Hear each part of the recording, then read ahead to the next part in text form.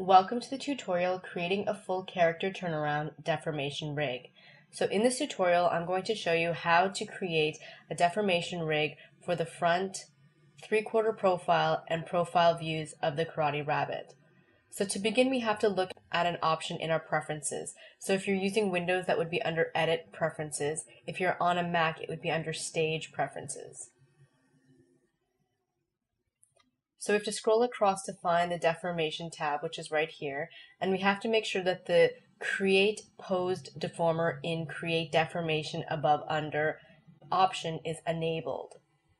So if you're creating simple chains like we did in the two previous videos, then it's good to have this disabled. However, if you're creating a deformation chain where you want several poses rigged and grouped together, it's good to check this option.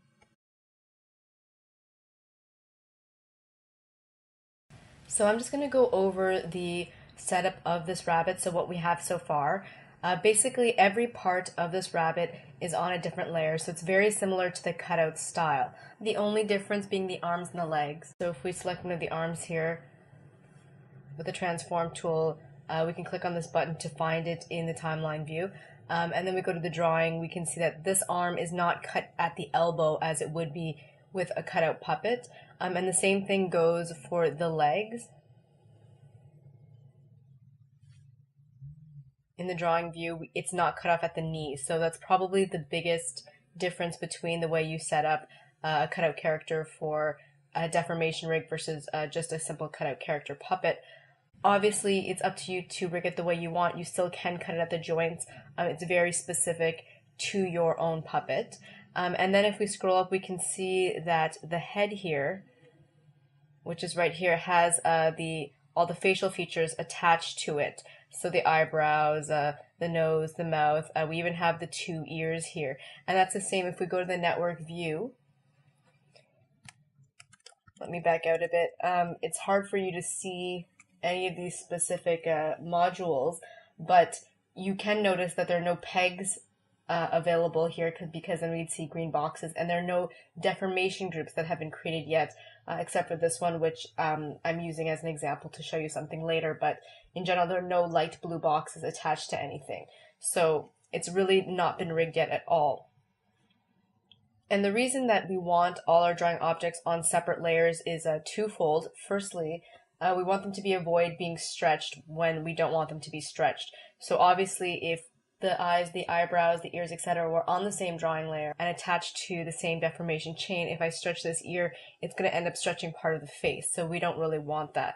On top of that, we're also able to swap drawings if we have every drawing on its own layer. So for example, the eyebrow here, the number 1 eyebrow, which is the left side eyebrow, has several different drawings for the same body part, and in fact it also has several different drawings for each view of the body part. So that's also one advantage to having all the body parts on different layers.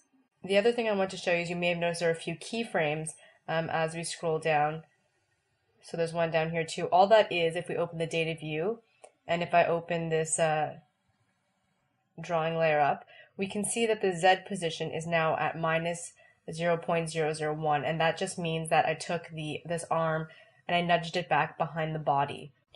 And it looks like I nudged it back for the 3/4 version here because the Z position is back to 0.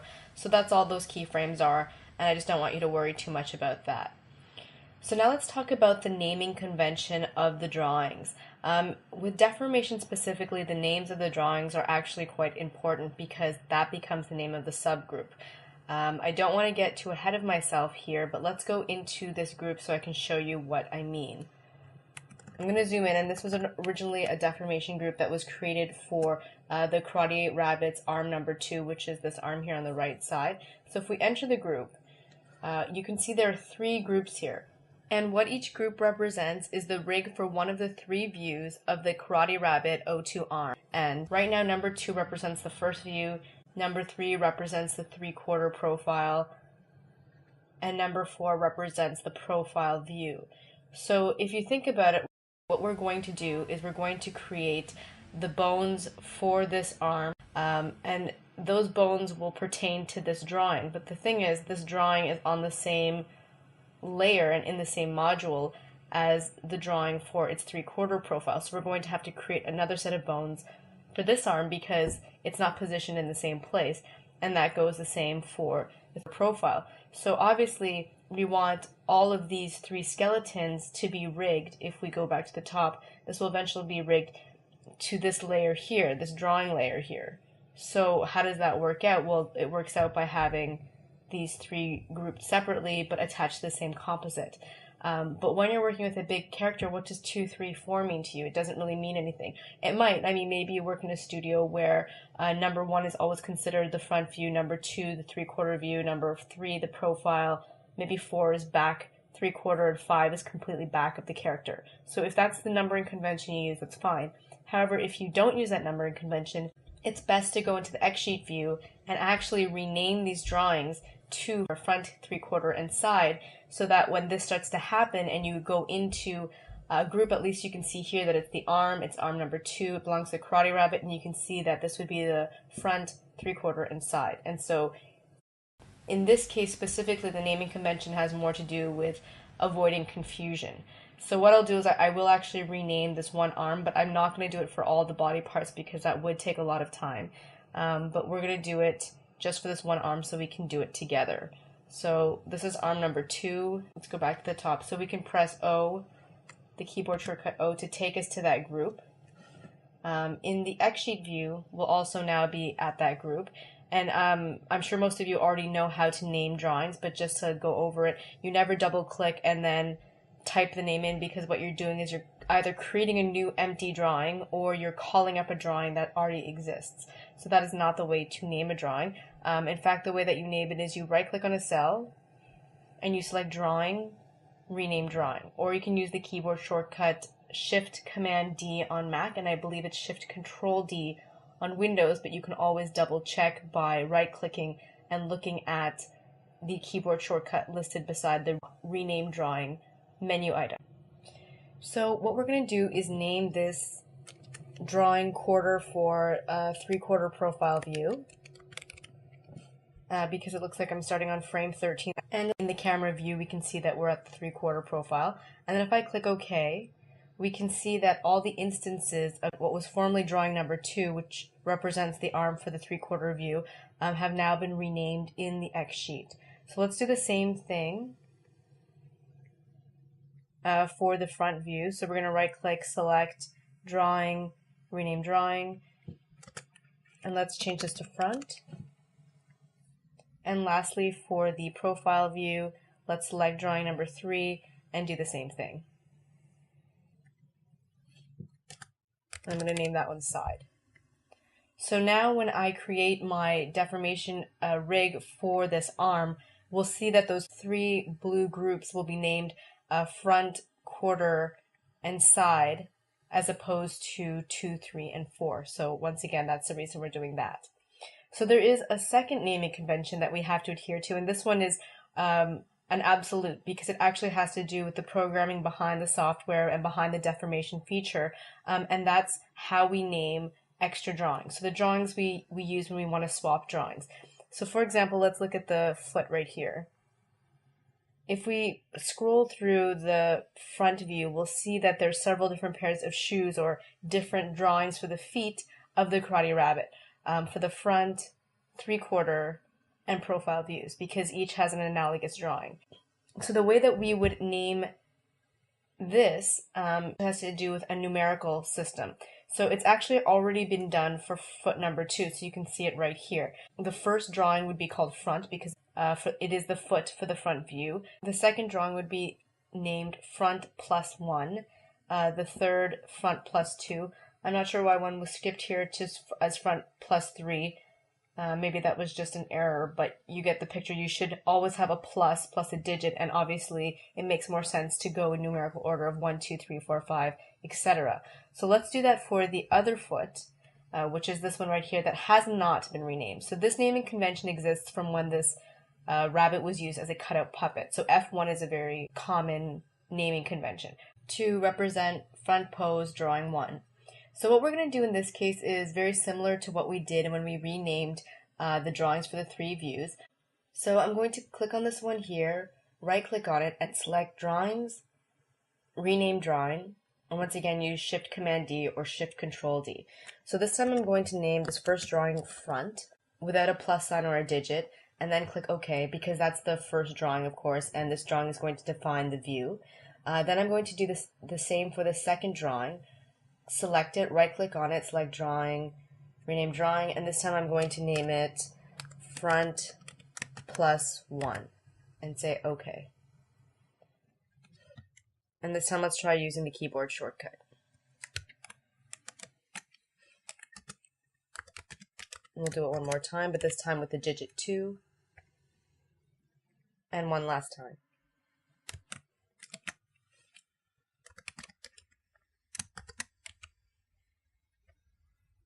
Okay.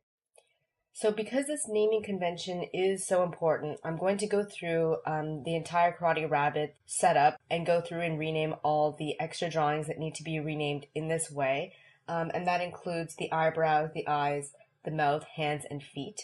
But because it is a repetitive action, I'm probably going to speed up this section of the video.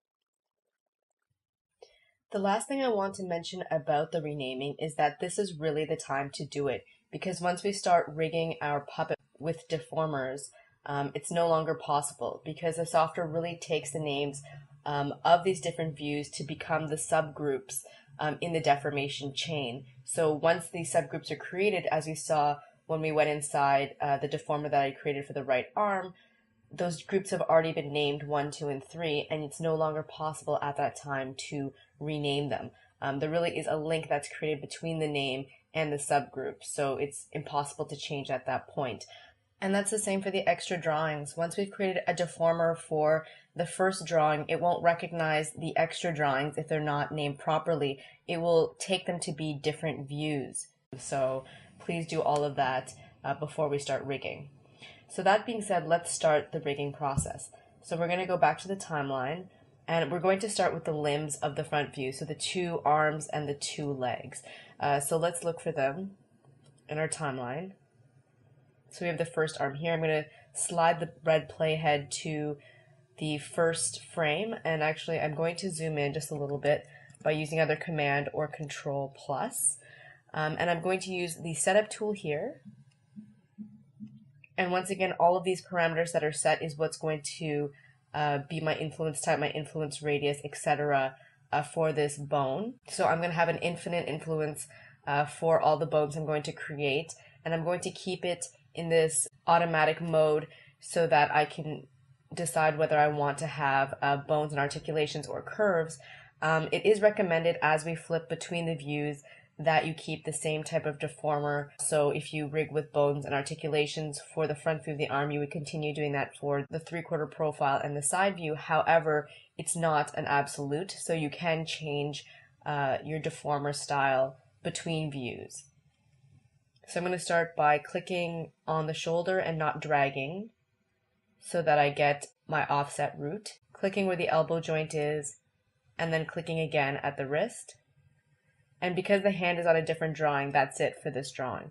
So then we're going to move on to the 3/4 profile, and it's actually hidden.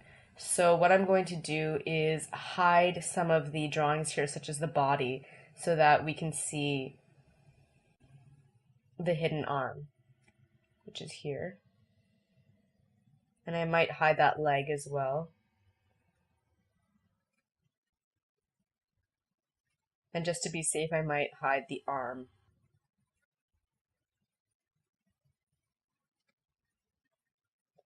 Okay, so I'm going to start my chain at the shoulder, once again go for the elbow, and then go for the wrist. And once again, we're going to be able to refine this using the setup mode later on. So now let's go to the profile view, and I'm going to hide the last leg because it really is kind of getting in the way there.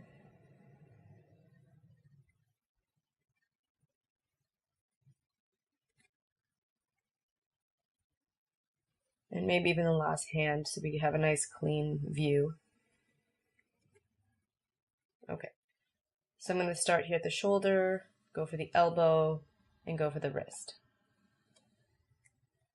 So now we have our 3 views rigged for this arm. So now let's go back to the front view, and let's bring up the other arm so that we can see it. And we can do the same thing now for this. So we're going to select the drawing group either in the timeline, or you can do it here in the network view. It's up to you. We're going to click on the shoulder, click on the elbow, click on the wrist. I'm going to click on the arm again. I might show selected deformers and hide all others so that that other one doesn't get in the way. And I'm going to click on the shoulder, elbow, and wrist. And then go over to the profile view and do the same thing. So shoulder, elbow, wrist. Like that. So I'm going to keep doing that for all the other parts of the body that I need to do. And once again, I might speed up that section of the video as it is a repetitive process, but I'll obviously stop and take note if there's anything of importance to mention to you. And just one last thing, you can see here in the network view that a deformation group has been created for this arm, as it has for the other arm, which is over here.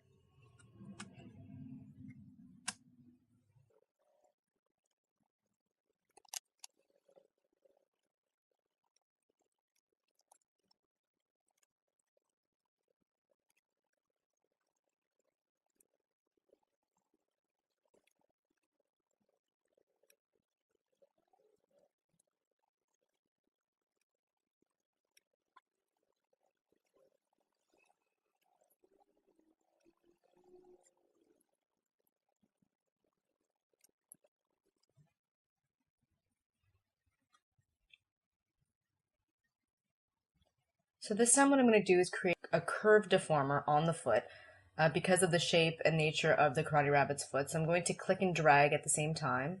So I have the beginning of a curved handle, and then do the same thing here. So you can see a slight curve, and like I said, I'm going to fix the curve in the setup mode afterwards.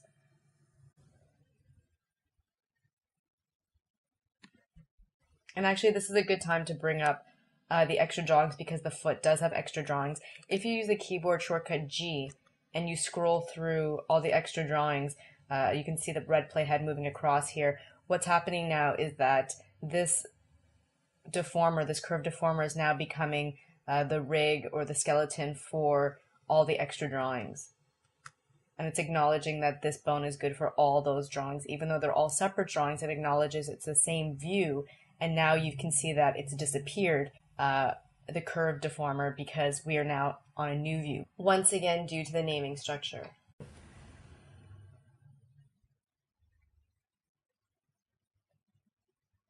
I don't know if you've noticed it before, but when you see the C+, that means that you're going to create a curve. And when you click without dragging, you'll see that it becomes a B+ to indicate that you're creating a bone. So we're going to use G to move across.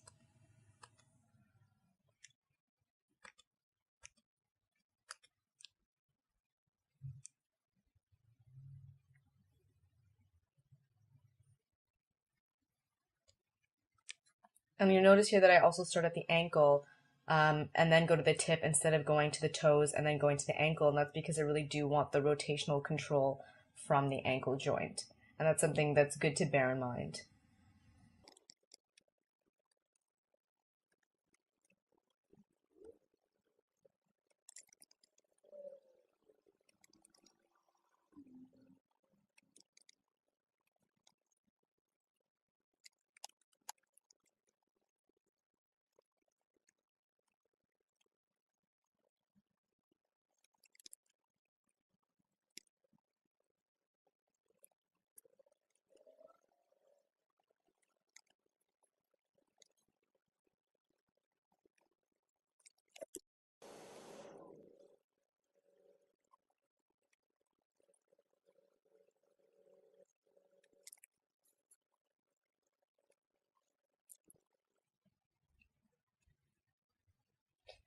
Okay, so now I've completed the deformation rig of the cartoon rabbit.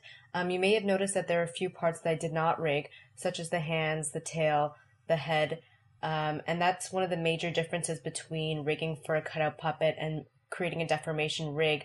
Not every body part gets a deformer the way that every body part gets a peg. Body parts that are not rigged with a deformer are linked to body parts that are, so that the deformation chain almost acts as a peg. And then, of course, all the parts of the body, such as the arms, the ears, the legs, etc., that you want to be able to create bends and folds with, have a deformation rig. So let's get on to that second part of putting the skeleton together. So if we go into the network view and we look around, you'll see that the facial features such as the eyes, the nose, and mouth are already attached to the head. So the drawing modules for those drawings are attached to the drawing module of the head. However, if you don't already have that done, this would be a good time to do that. So after you finish that, the next thing we're going to look at is the deformation group for the body. So let's bring it a little bit better into view. So what we want to do is basically attach the arms, the legs, the tail, and the head to the body deformation group, but we want to attach them in a way that they won't be deformed when we bend the body. We just want them to follow the body when the body moves. So to do this, you just have to select the deformation group in the network view and then click on this button here, Create Kinematic Output. And if you just noticed, a new port was added to the deformation Karate Rabbit body group. So now if we go inside that group, we can take a look around. So maybe I should have showed you what the group looked like before we added that kinematic module. But what it looked like is exactly like this, but without this right here, which is the Deformation Karate Rabbit body kinematic. And so if we take a look at the network structure, what we have here is very similar to what we saw with the simple deformation chain in the first few videos. You have your deformation root, you have your skeleton. So in this case, the system of bones and articulations are in three different groups. The first one being the skeleton for the body for the front view, the second being the skeleton for the body for the three-quarter view, and the third being the skeleton for the body in the profile view.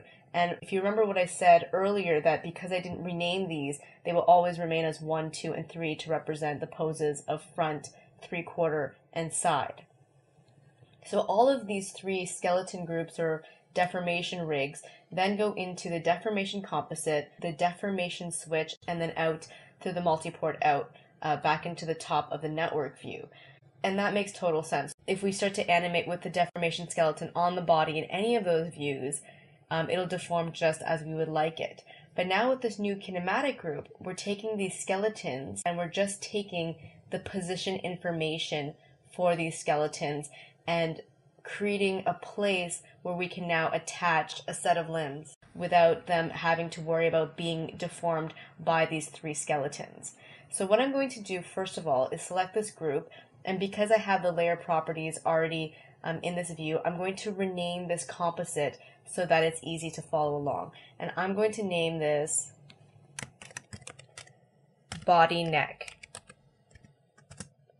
So we know that this module belongs to the body, and whatever is attached to it will be attached from the neck. So what we want to attach to the neck, of course, is the head. So if we exit the group and we go back to the top, with this new port out here, what we can do is if we take this up, we can now attach the head to this group, and this head will now only move with the rest of the body but will not be deformed by any of the body's rig. So let's go back into the deformation Karate Rabbit body group once more. So this is good for the neck, and in fact it works out perfectly this way because the place where the head will attach is the last bone in each of these skeletons, and of course the last bone is the neck bone right here, so that makes perfect sense. However, now we want to create another kinematic group for the shoulders, but the shoulders we don't want to attach to the neck, of course. We want to attach to this bone right here, the solid non-rotating bone. If we attach it to the articulation between the neck and this chest bone, obviously the arms will rotate when the neck rotates, so we don't want that. So we definitely want this very stable center bone. So the first thing we have to do is go back to the top, select the deformation group again, click on the create kinematic output one more time, get that third port, go back into the group, and this time what we're going to do is rename the group, of course, so that we don't get confused. And this time I'm going to rename it body shoulders. And then what we're going to do is go into the first skeleton, so that's the front, or the first rig for the Karate Rabbit's body. So this is the front view. So if we look at this deformation chain, we're going to try to look for this bone here. And we know that the root starts here between the Karate Rabbit's legs, so that's the deformation root and the offset. Then we have the first bone, which is the pelvic bone here. The first articulation, which is where the belly button is right here. We have another bone, which is this chest bone, which is what we're looking for. The articulation here represents the articulation of the neck, so where the neck rotates from, and the last bone is the neck bone. So right now we see that the neck bone is connected to the composite as well as the switch, which is good, and it goes in once more for the body neck composite, which is also good because it really should be coming from the neck bone. But this other one here we don't want. So what we're going to do is we're going to drag a wire or a cable out from this bone, which is the chest bone, hook it to the multi-port out, and then unhook this other cable. And as you can see, the port is still there, and the reason that is if we go back up one level, we'll see that out of the body group here, and we actually have to zoom in to see it because it's not super clear to see, there are 4 ports coming out. So this one we don't want. This goes into the regular composite, which is good. This goes into the kinematic composite for the body neck, which is good. And if you pass your mouse over it, you can even see it says bone_2, so we know that's good. And this one is the one that we don't want, so we're going to unhook that. by going down here, because this is where the neck bone connects to the shoulders, which we don't want. And now we want to drag a cable from this port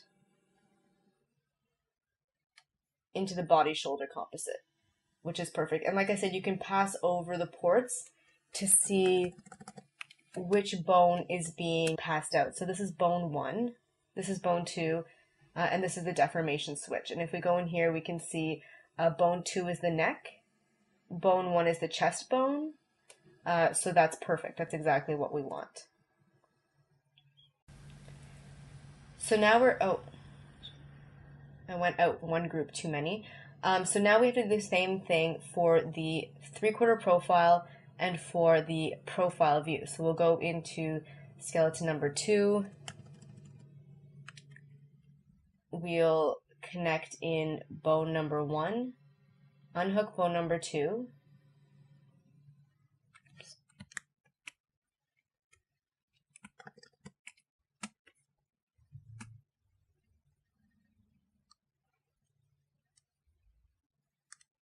carefully there.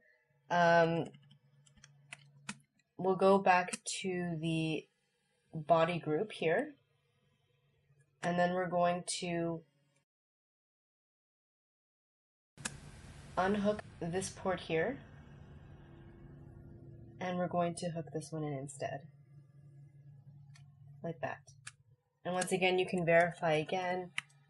This should be the deformation switch, which it is. This should be bone 2, which is the neck, and this should be bone 1, which is the chest. And obviously bone 0 is the pelvic bone, so that's perfect. And I know it's a little bit confusing, so you have to be really careful because each of these 3 groups goes into its regular chain, the neck, and the shoulders. So you have to be careful. So let's go into the last group, the profile view, so it's known as number 3 in this case. And once again, exactly the same thing. We can pull out a cable from here, unhook this one, very carefully, make sure it doesn't attach to any of these other modules on its way out. Go back up one, zoom in, so we can see it's the last cable here.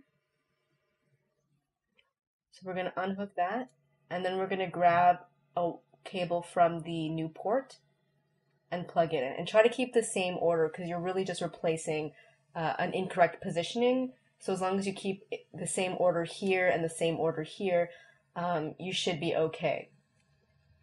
So now we have to do that 2 more times, once for the tail and once more for the hips, which connects to the legs. Oh, and the last thing we have to do, I'm sorry, is now that we have this port, we just created the shoulders. So what we want to attach to this, of course, are the arms. So let's look for those. So we have one here, and we're attaching it right to the deformation group. So I'm going to grab this cable, attach it to the deformation group for the arm. Let's zoom in so you can see that. So deformation group for the arm right here. Then if we go over here where I know the other arm is,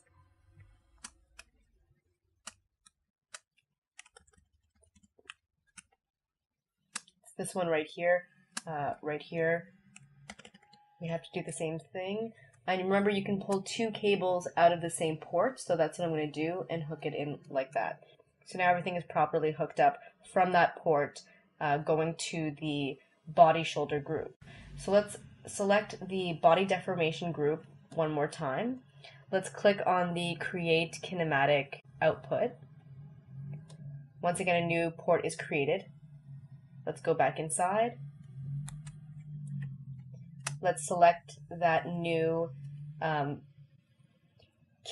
module, and let's rename it to body hips. So this, of course, is where we're going to attach the legs to. So let's go into the front view again. This time we're looking at this cable here. So they keep getting added to the left side if you haven't noticed.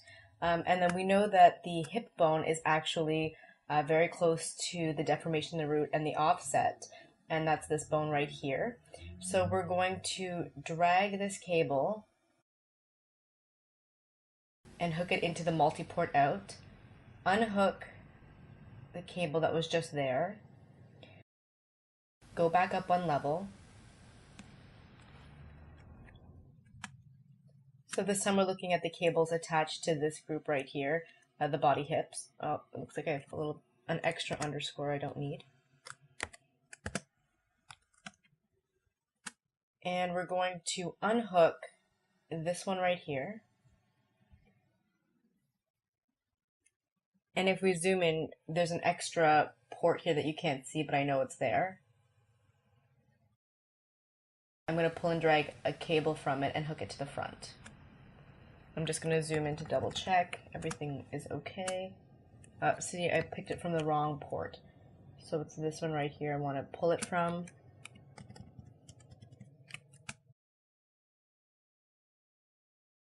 I thought that it looked like there were two wires coming from the same port. So there we go. So that's good. Now we're going to go into group number 2 and do the same thing. So as you can see, it might have been a really good idea to rename all of these. If I named this neck rotation, or neck articulation, or neck joint, chest bone, belly button, pelvis bone, then when I pass over the ports outside of this group, if we go on up one level, I'll actually see the word neck bone, or I'll actually see the word hip bone. So it's even better than seeing bone 1 or bone 2, because if you're doing something really quickly, that might not mean anything to you, where the name will always mean something to you. A neck bone will always be a neck bone. So it is once again a really good idea to probably rename. So that being said, I'm going to pull the cable from the pelvis bone, hook it into the multi-port out, unhook the bone that was coming from the neck, return one group upwards. This time I'm looking at this module right here. We see that it goes in right here, so we're going to unhook that. We know, even though we can't see it because we're really far away, that there's another port here. So I can pull a cable from it and hook it back into place between the front view and the profile view. And lastly, we're going to go into the profile view and do it one more time. So pelvic bone, multi-port out, get rid of the neck bone, go up one, pull out this last cable, pull a new cable from the new port, and put it into place. And then we're going to return to the top. And this time we just created the hips, so we're looking for the 2 legs. And obviously there are various ways of doing this. You can select the leg in the camera view with the transform tool, and then click in the network view again and use the keyboard shortcut O to find it. So here it is right here with the deformer. So what we want to do is pull this cable and hook it to the deformer. And I'm just going to zoom in to double check that that's the correct module. So it is the Deformation Karate Rabbit 01 leg. And the same thing goes for the second leg, which happens to be right here. I see it.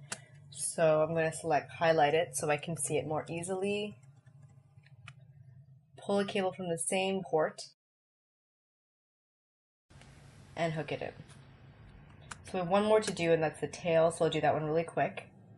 I'm going to click on the deformation group, click on the create kinematic output, go inside, rename our kinematic module to body tail,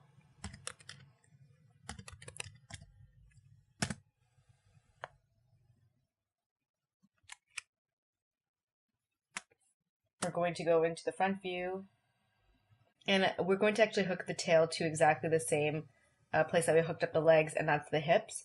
So that's this bone right here. We'll hook that up. We'll unhook the other one. We'll go up a group.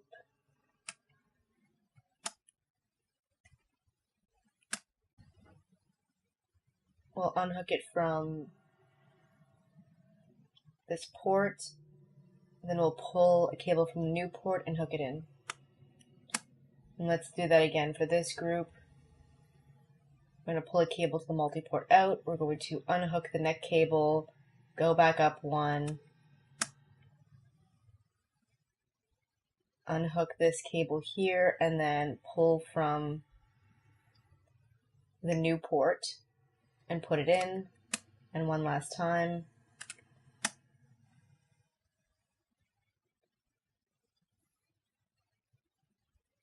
Hip to multi-port out, get rid of the neck bone.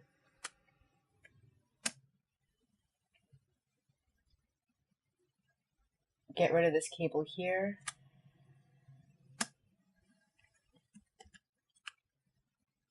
Actually, let me enlarge just so it makes it easier to see,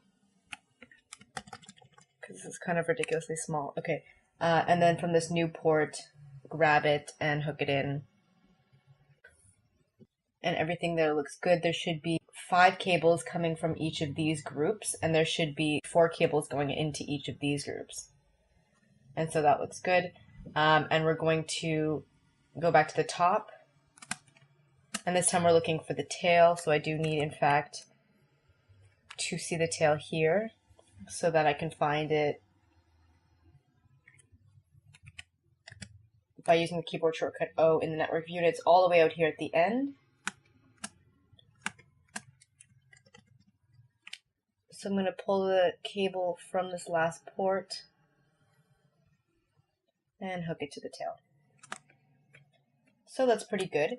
So the only thing we're missing now is that we have 2 feet and 2 hands that need to be connected to their respective limbs. So let's look for the feet first. The feet have deformation groups, so they're probably over here somewhere. So yeah, we have a foot here and a foot here. So we're not actually going to hook them into the main body because they don't work from the main body. They actually work from their respective limbs, their respective leg.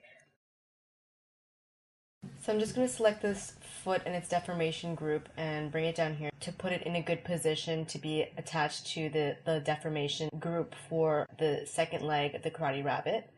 And what I'm going to do is select the deformation group for the second leg of the Karate Rabbit and click on the Create Kinematic Output to create a second port. I'm going to go in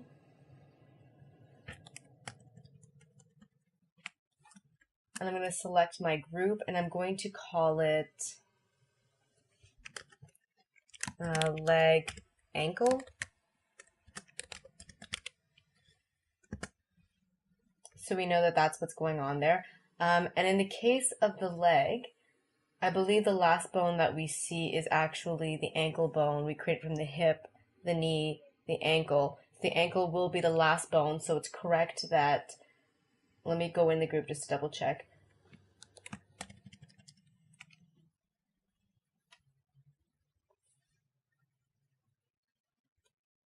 So let's show controls and let's show selected deformers and hide all others to hide the body. Oh, I might have to show it again. There we go. So yeah, we can tell that the root and the offset start here at the hip and that the last bone is the ankle bone. So what's going into the multi-port out and that's coming out of this, this port here is correct. It's the ankle bone. So we don't have to do any of that switching up that we did for the hips and tail and shoulders of the Karate Rabbit body. So we can leave that as it is and go back to the top, and then we can connect the deformation group for the Karate Rabbit foot number 2 to the deformation group of the Karate Rabbit leg number 2. So that's how you do that. And of course we're going to do that for the other leg and the other foot, which happen to be right beside. So I'm going to select these 2, drag them downwards so that they're just in a better position. I'm going to click on the leg deformation group, click on the Create Kinematic Output, go into the group, rename this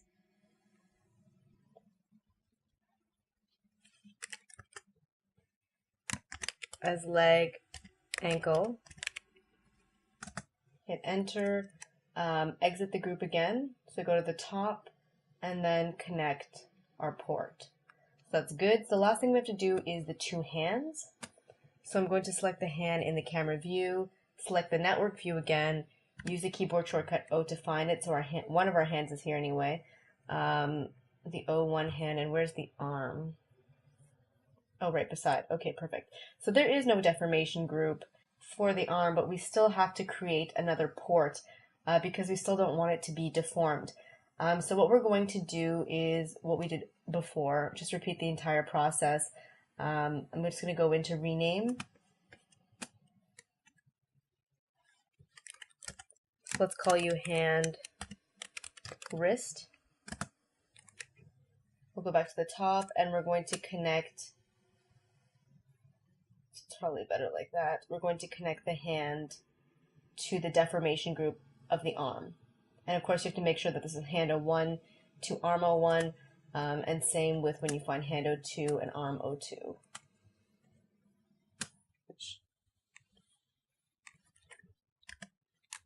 And they're all the way over here on this side.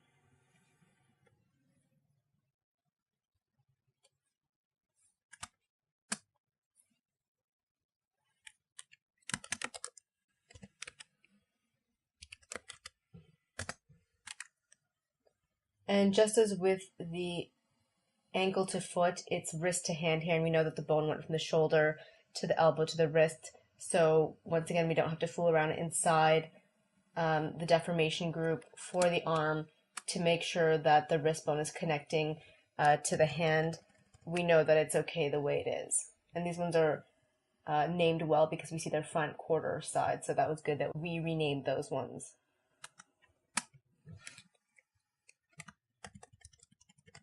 And just to let you know, the way that I was able to enlarge the network view is by using Command F. It brings you to a split level window, and that brings you to a full window, and then you can use it one more time to reset the view. So it's Command F on Mac and Control F on Windows, just in case you were wondering how I was doing that. So that's it for the tutorial, creating a full character turnaround deformation rig. Stay tuned for the next tutorial, optimizing the skeleton.